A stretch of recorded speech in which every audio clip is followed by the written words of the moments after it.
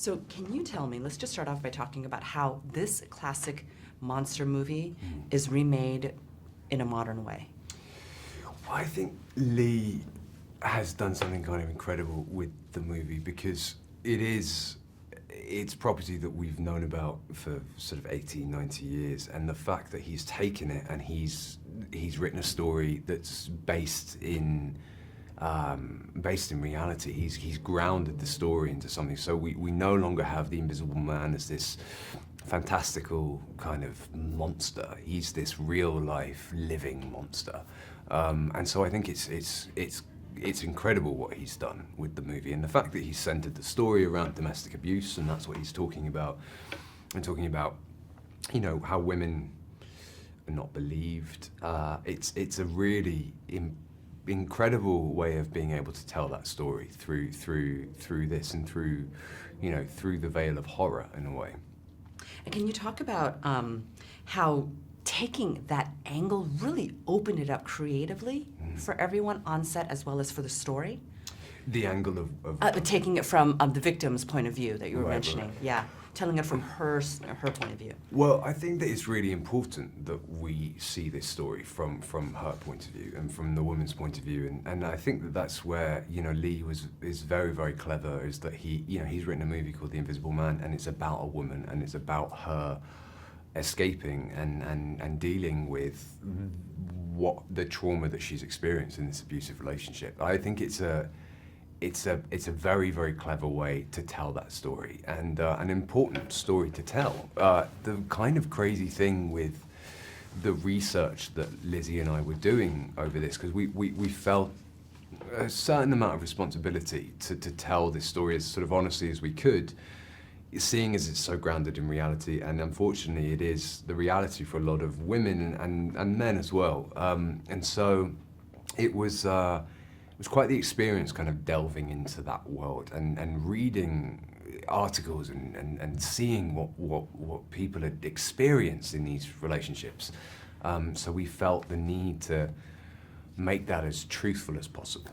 That's awesome. Now, you got the chance to read the script from beginning to end before you signed on. What was it about that script that made you say, I have to be a part of this movie? I think it was just the script itself. The script itself was so solid. It was what, you know, as actors we get sent so many scripts and you sort of read them and you'll start daydreaming about something else, or you'll have a little nap. Like in such a long time I hadn't read a script that was such a page turner, and it started at a 10 and then I just went up from there. And that's kind of, what's incredible is Leigh's managed to do exactly what was in the script and translate that onto film. It's a really tense movie. It really is, and what's interesting is your voice now can inspire all of this uneasiness in people. Are you ready, with your American accent, of course, are you ready to unleash that type of power on this world? Listen, I have no power. It's all down to Leigh. I think Leigh has, you know, I feel like he's responsible for all of it. He's responsible for making it so terrifying. I mean, I just sort of went in and did what I had to do, but all of it is down to Leigh. I've, of course, been a big horror fan for a long time. I've been obsessed with horror movies all through my teenage years. I was a big fan of these iconic horror villains, you know, whether it's Freddy Krueger or, you know, Pinhead. And I was very much interested in making horror films and interested in how they worked. And when I was researching this movie and preparing to write it, I discovered that there's really not been many adaptations of the character. That was an exciting opportunity for me, you know. I felt I could do something new with it.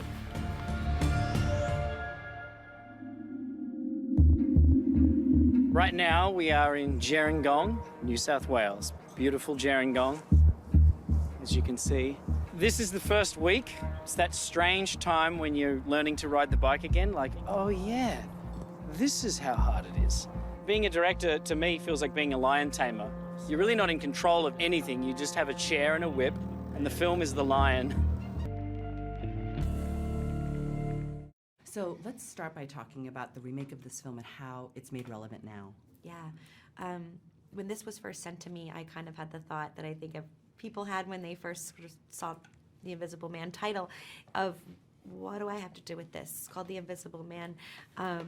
Yet they're telling me I'm the lead character, so how does that work? Am I invisible? And then I read it, and I realized that it was this not only incredibly scary, entertaining, nail-biting thriller, but it had this incredible character piece at the heart of it. This woman who is being terrorized, and that Leigh Whannell, our writer-director, had used this Invisible Man monster as an analogy for gaslighting, and I just thought that was so interesting. Wow. Can we talk a little bit about what drew you to the script? Was it really like telling it from her point of view? Was it some of the themes that started coming out as you read the script? I think one of the things that really attracted me to it was the idea that we were making a monster a real character, that it wasn't somebody who had some sort of special skill or had to kind of, I don't know, he wasn't wielding a chainsaw, that it felt like here was somebody who was real. He was a real person who was intelligent and handsome and was incredibly manipulative and also abusive. And I think that was something that I really, really liked that Universal and Blumhouse wanted to do. And I feel like the word surprise and also the element of surprise is such a huge theme throughout the whole movie. Can you talk about how the surprises and the scares are really amped up in this film? Yeah, one of the things Leigh and I talked about when we first talked was we were like, we really need this movie to be scary. That was the most important thing to us. Like, nothing else works if it's not scary. And we had so much fun figuring out what was the scariest thing to do. So we would block out or rehearse a scene, and we'd be like, ooh, and then it'd be super cool if then the door opened and then it shut, and then I'll turn and I'll look and it'll happen behind me, and we just would come up with stuff that we thought would be scary if we were watching the movie. Or we'd do a take and I'd be like, I think that if you let that go a little bit longer and just draw it out as much as possible, the audience is gonna be on the edge of their seat. So it was really fun to kind of just enact what we wanted to see. And speaking of fun, I feel like when you're making a horror movie, no one expects that to be fun. Can you talk about how surprised you were and how fun it was to make this film? Yeah, absolutely. It was really surprising how fun it was, because it was such an incredibly challenging character and a really crazy script and incredibly dramatic and all that kind of stuff. But we had so much fun. We really did. Leigh is really funny and a fun guy. Ollie is. Everyone's awesome. And we just... essentially, you're doing things that are kind of really silly. They look really scary when you see the movie, but what we see is very different. My entire fight is with a man in a green suit, a tall man in a green suit with his head covered. I mean, it looks ridiculous. You have things on strings that people are pulling and they're trying to hide from the camera. Nothing looks as scary as it looks in the movie. When I saw the film, it was mostly me going, oh my God, that worked. Oh my God, that's amazing. Oh my God, that really actually is scary. Because at the time, it doesn't feel very scary at all. And I have to talk about the character, because even though your character, she's always on the brink of, craziness yet sanity, she's so strong and powerful. Can you talk about her as a strong female character? Yeah. One of the things I said to Leigh that was important to me was if we were going to end up in a certain place at the end where she was strong, excuse me, I'll start again. One of the things that was really important to me was if we were gonna, I need to have some water, I'm sorry. Yeah, I'm please. legitimately losing my voice. I'm I'm glad just you're so the interested. generic. I'm just oh my God, this is so great. No, but I really love your performance is so incredible. Just to watch you through the whole thing. Thank you. Thank you very much. Take 3. Yeah, one of the things that we discussed, Leigh and I, was as if she was going to end up at the end being a strong character that we could kind of look up to or identify with. I really wanted her to start out as weak and vulnerable as possible. I played a lot of strong women, and I think it's important to remember that we can also be vulnerable and we can be intelligent but also make the wrong choices. And that was that quote-unquote weakness, that vulnerability, that timidness that she has in the beginning, I think was just as important as getting to the strong place at the end. Ladies and gentlemen, it's a wrap on Elisabeth Moss.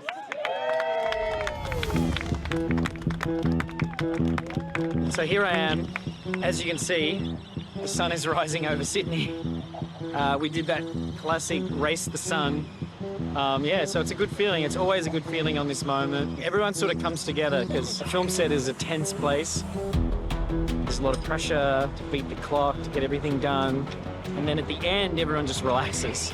You get to see people's true selves without being in a pressure cooker. But the journey's only just begun for me. Now I got to cut it together. But I'm very happy with what I got. And yeah, this has been a fun one. Very fun. So, see you soon. Leigh, let's start off with how you came to the remake of The Invisible Man. So The Invisible Man was not a character that I was pursuing. Obviously, it's a character I was aware of. He's an iconic, famous character, but it wasn't something that was, sitting in my heart, waiting to be made. It was suggested to me. I was at a meeting with some people at Blumhouse and Universal. They suggested this title, and pretty much instantly, from that very first moment that the title was suggested, I just had this idea of how you could modernize the character and make it scary again. You took it to such an interesting direction. Your point of view of telling it from the victim's point of view just really modernized it quite a bit. How do you think by using that really opened it up creatively? Excuse me.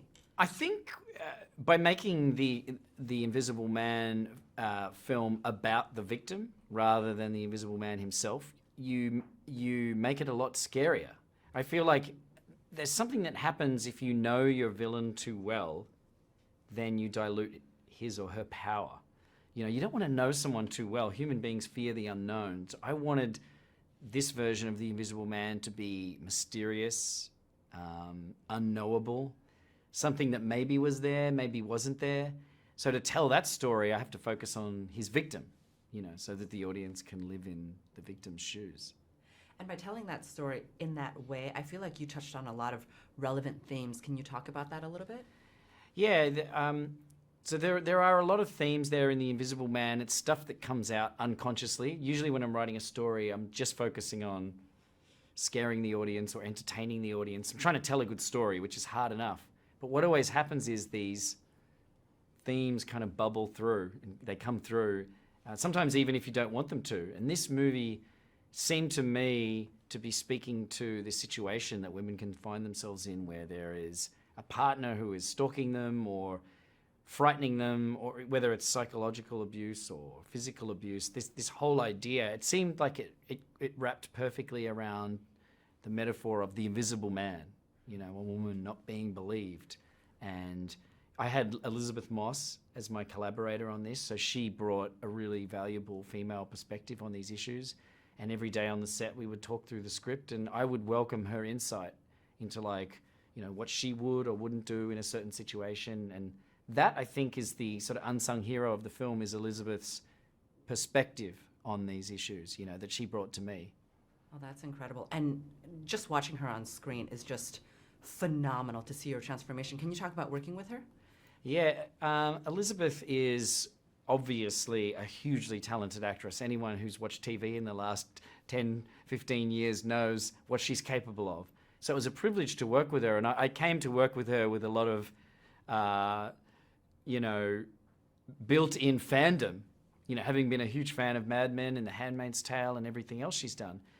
But what I quickly realized as she was doing this film is that she doesn't bring any of that to work. Any of her past work, she wants to start again. It's like she doesn't want to repeat herself or fall back on any tricks. She was constantly pushing herself to do something different, in a way she hadn't done it before. And you worked with some really other great actors. You have Oliver, you have Storm. Can you talk about working with them? Your cast is incredible in this film. Yeah, I felt really lucky with the cast on this film. Not only Elisabeth as the central figure, but she's just surrounded by these amazing actors. One thing it does is it makes you go home from a film set each day with a sense of achievement. Film sets can often be defeating places. Maybe you didn't make the day, maybe you didn't get that shot that you wanted. But on this movie, I always had this sense of accomplishment going home at night because of the actors. Because each one of them, Aldis, Storm, Michael Dorman, Harriet, Dyer, they're all such amazing performers that just pointing a camera at them feels like an achievement unto itself. So I feel like they own this movie, they are this movie. I'm really thankful to them.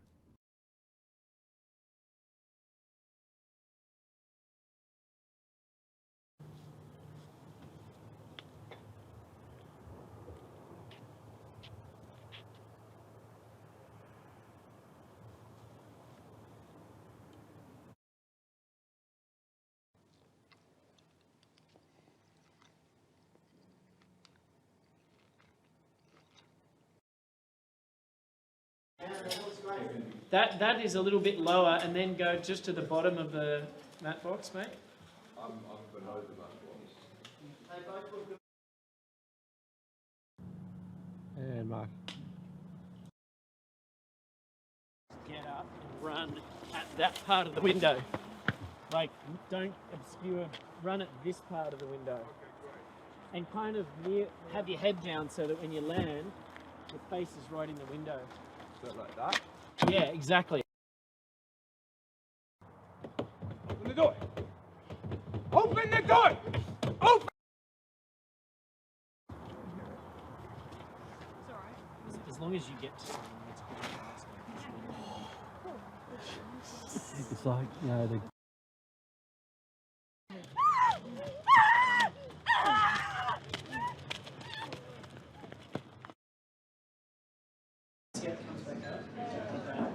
it's getting too jammed up. And there. That's too technical. He's not dead, and I can prove it. How? I went to his house today. To his house. Is just that last, like, it's made the cameras in there. Awesome.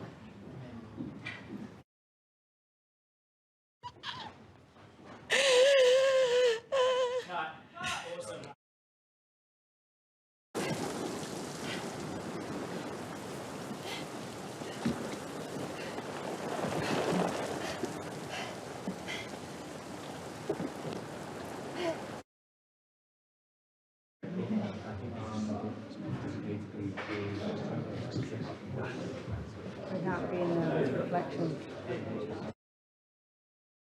I shouldn't have walked out and left you alone.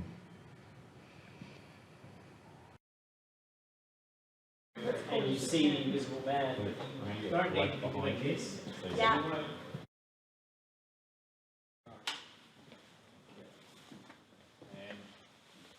Set. Action! Hey! No! No! Please! No!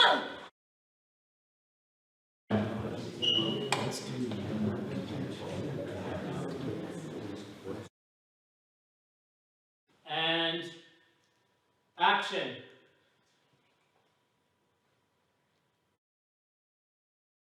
Charlie Marco.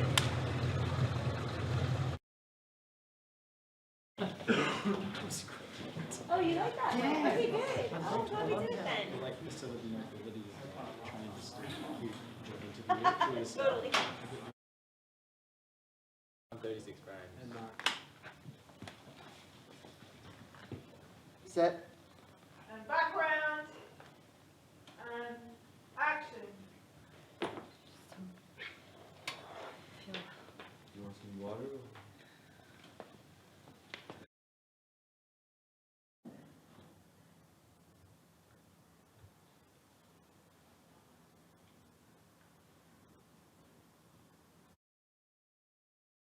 Messy it looks, the better for camera when you're just like, do you know what I mean? Like, getting out of there as fast as you can.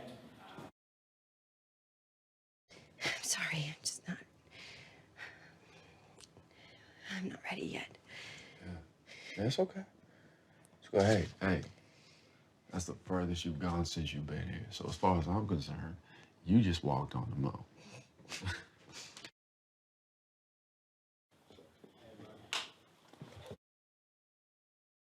okay. Marc.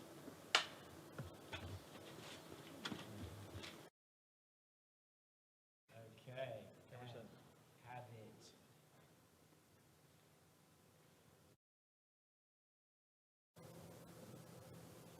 Do one of those that's a bit more dead inside, like he doesn't even have anger, he's just dead.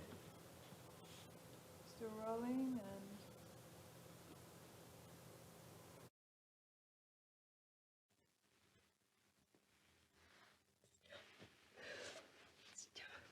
Stop.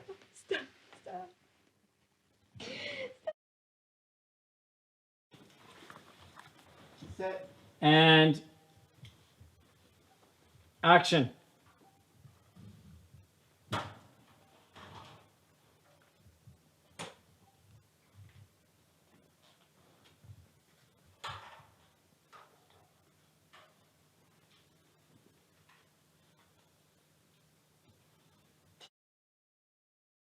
so just like fight a bit there. Yeah. And then Do he's it gonna, later. yeah. And he's gonna turn you and jump on you as you go to sit up. So you try to get up, you're trying to get away. Oh, and then he throws you back down. And like, if you got Can do those, knock them off. 3, 2, 1, go.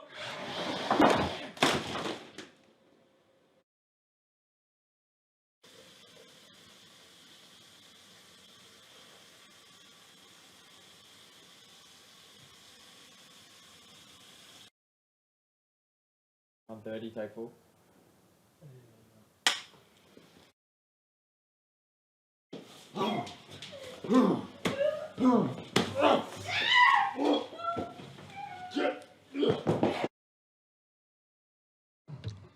Delta 123 Alpha, take 1. A really good height too, because you can just see your eyes and like your nose, and then once you've looked around, start to pull yourself up. Okay, cool.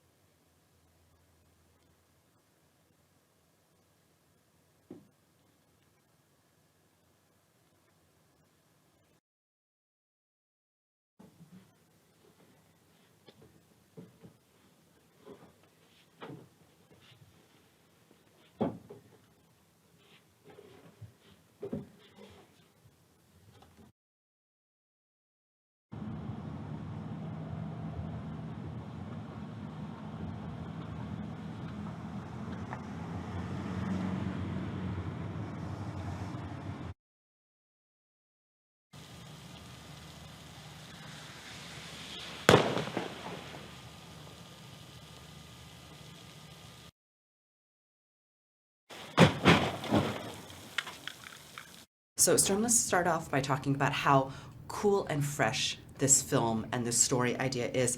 Can you just talk about that a little bit? Yes, I'm so appreciative to, of course, being a cool and fun film that is scary and that will have you on the edge of your seat, but we're also having relevant conversations and things that need to be addressed. So I think it's important, and I'm grateful to be a part of it.